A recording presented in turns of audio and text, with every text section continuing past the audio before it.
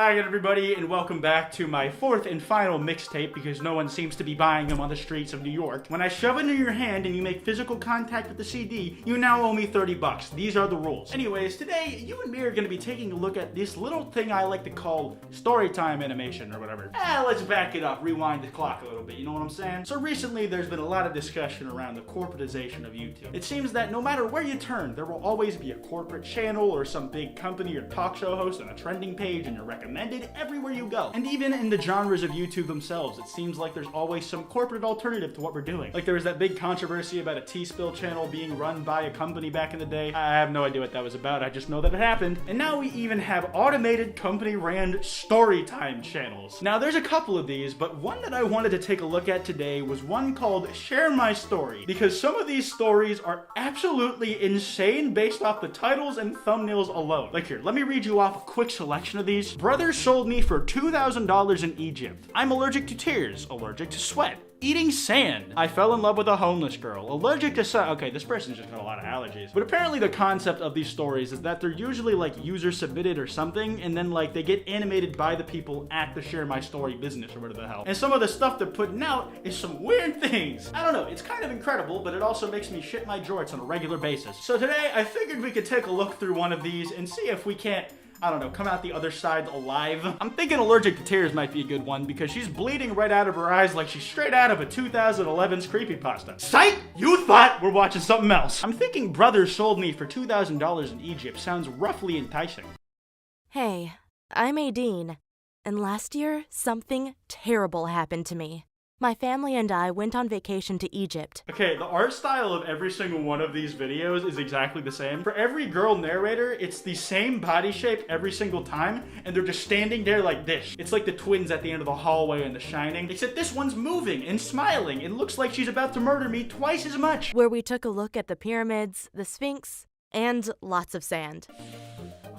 Sand! I hate sand! Everything was good until my psychopath brother turned my vacation into a nightmare. I caught him stealing sunglasses from a small shop.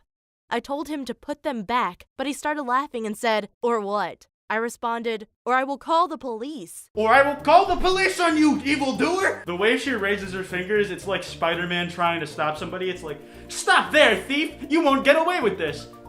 Yeah, I will. Who do you think I am? Swiper the Fox? Bitch, I ain't no amateur! And he said, "I don't care. I will just tell them that you have stolen the sunglasses." That's when he threw the sunglasses into my bag. No, do not put them in my bag after already having put them in my bag. Okay, this is how I imagine the scenario went down. Stop right there. Do not steal the sunglasses or else I will call the police on you. Aha, but if you call the police, I will just tell them that you, the person who called them in the first place, did it because of this planted evidence. He's gotta be like master pickpocket to be able to get past their arms and like sneak that shit in there. For him, everything was just a joke. I guess that's also why he had a long criminal record. One time, he convinced an old lady to give him $5,000 so he could afford his cancer treatment. But of course, my brother never had cancer. He was just scamming an old lady. But he doesn't look like he's wearing a hat to hide his bald head. He looks like he's wearing a condom. Like, what is that shit? It's even got like the little pube at the top. I don't know, just judging off of like how big his head is off that one thing, that he's got a brick in there. Or alternatively, he actually does have cancer and that's a tumor expanding the size of his head. But when we took a rest inside our hotel lobby, a man came up to my dad. He pointed at me and said, "Is this your daughter?" My dad said, yeah. And the man said, "She is very beautiful, and I want to ask if she is interested in getting married." What are the chances? What are the chances? I want to imagine that dude's favorite pastime is just walking into the same hotel room every morning. He looks for a new white tourist family every morning, asking the father if their daughter would be interested in marrying him. Not even for YouTube. He's not even recording it. He just gets a kick out of watching people shit themselves. Of course, my dad responded, "No, she's not. Please leave us alone." Oh, is that so? Well, I'm afraid I can't let you leave this building until she says yes. And the man walked away again. The way everything is animated, plus that one voice clip. And then the man walked away from the lemonade stand. And now all I can think of is that one JoJo edit of where it's the duck walking up to the lemonade stand. However, my brother was suddenly missing until he knocked at my door the next morning. He said, "Hey, Dad wants to show us something." I said, okay. Britt, you just said that he tried to get you arrested for framing you for stealing something that he actually stole. That he tricked an old lady into giving him $5,000 for cancer treatment. Why would you trust him with anything? If I had a sibling or even a friend like this who was like, yo, you gotta check out this thing that our friend wants, or our parental figure wants us to look at. That's a big no, I'm jumping out the window instead. Whee! We left our hotel and walked through many long and narrow streets.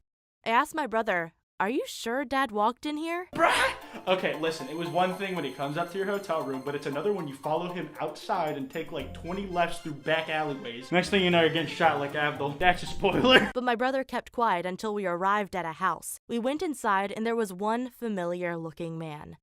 My brother said, do you remember him from yesterday? He paid me $2,000 for you, and now you're going to marry his son. That's when my brother literally started running away. Meanwhile, I was shocked and screamed, no, I don't want this. And then I started running away too. But the man ran after me screaming. Well, I got back to my hotel safely, but the man had followed me and he was seriously angry. Luckily, my dad came into the hotel lobby and asked, what is going on? And I screamed, my brother sold me. My brother has sold me for $2,000 to this man. My dad said, okay, no problem. Then he got $3,000 from an ATM and gave it to the man. He seemed happy with it and simply left again. Dude, the fucking little brother was in on the scheme. They were there to turn a profit. He never gave him $2,000. Dude, the homie's like, listen, I got a scheme. My dad's gonna pull $3,000 out of the ATM, and what he does, when he comes back around, we split it $1,500 apiece. Sound good? 4 hours later, my brother came back to our hotel and he was like, oh my God, you won't believe what happened. This crazy man just gave me $2,000 for no reason. And then my brother started laughing like crazy. And that was the point where I drop-kicked him and he died of cardiac arrest. They were unconnected. I just drop-kicked him and he died of cardiac arrest moments later for no other reason than other reasons. Again, this whole incident was nothing but a joke to him. I mean, what kind of human would try to sell his own sister? Bruh, how is the dad not punched him in the face? Listen, bro, I'm just saying, I don't know if that kid would still be under my roof. Anyways, I feel like we got time for another one, so let's look at Dad says my girlfriend is too ugly. Hey, I'm Robert, and I've always been very good looking. I'm not saying that to brag. I'm not saying that to brag. I'm just speaking facts, no printer. Bitch, I'm fucking fine. You see these 2D animated bitches behind me guffawing? Yeah, that ain't luck, boy. It's just that every single girl in my high school wanted to date me. Listen, guys, I'm not bragging. I'm just saying, every single person I know wants to have sex with me. Honestly, I can relate. I'm really hot too, and everybody I know, they just want to lining up, dog, lining up, because I'm incredibly attractive. I was young, and of course, I chose the hottest girl. Her name was Rebecca, and all I had to do was say hi to her. Bruh, that sequence of her walking down the hallway is haunting. Her name was Rebecca, and all I had to... Her entire body stays stock still, and then she levitates over to you without actually moving any of her body. She floats. And all I had to do was say hi to her. She immediately responded, oh my God, hey Robert. 2 words that'll make your bitch go crazy in bed. Hi again. I'm so fucking hot! Somebody's gonna smack my head and the ego's gonna come out the other side and I'm gonna be a shriveling mess. Squirming on the floor, writhing, looking for one shred of self-confidence left. But there won't be any because it was all fake in the first place. And a few hours later, I made out with her. When me and the homies are on a Discord call, you know I made out with her. Afterward, we dated for 2 weeks. But I didn't actually like Rebecca. All she did was gossip and trash talk her own friends. At one point, I had enough and broke up with her. I could have found another gorgeous girl, but I liked Elsa the most. She was my chemistry partner, and I simply enjoyed talking and hanging out with her. Was she pretty? Well, most people would have said no. What was that? Wait, what happened there? Well, most people would have said no. She shoves him, he disappears out of existence, and then like crashes into a wall, and then he's right back laughing like he didn't just break every single bone in his body. But I really didn't care.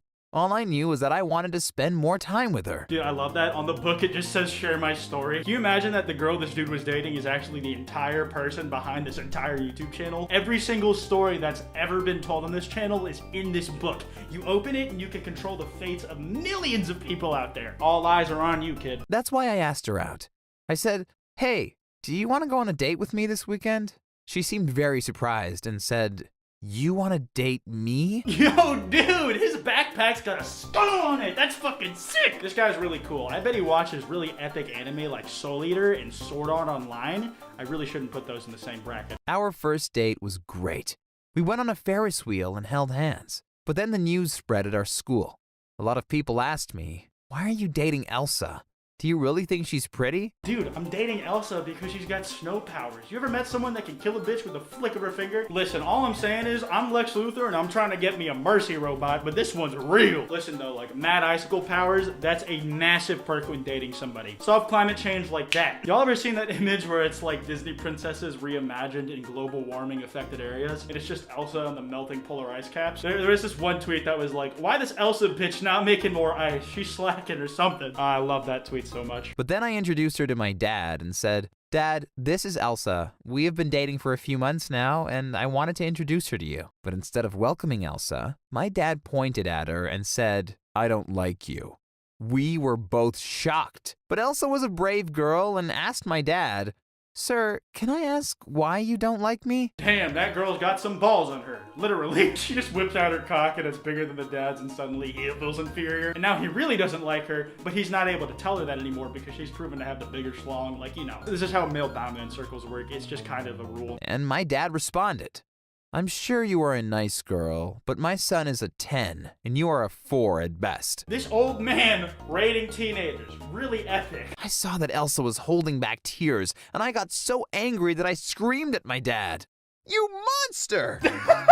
He gets so angry, his mouth becomes detached from his face and becomes a completely separate entity that needs its own outline. I've become so angry, my mouth has flown off my face. I can no longer consume food, drink water, or any other liquids, breathe, or otherwise live. Now the mouth's sticking to the wall and it's making noises every other second. What am I supposed to do now? Get down here!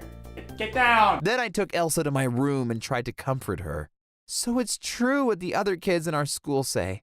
She was crying, but I responded, "Look, you are not the prettiest girl in the world. You either accept that or not. But I love you just the way you are, and there is nothing I enjoy more than spending time with you.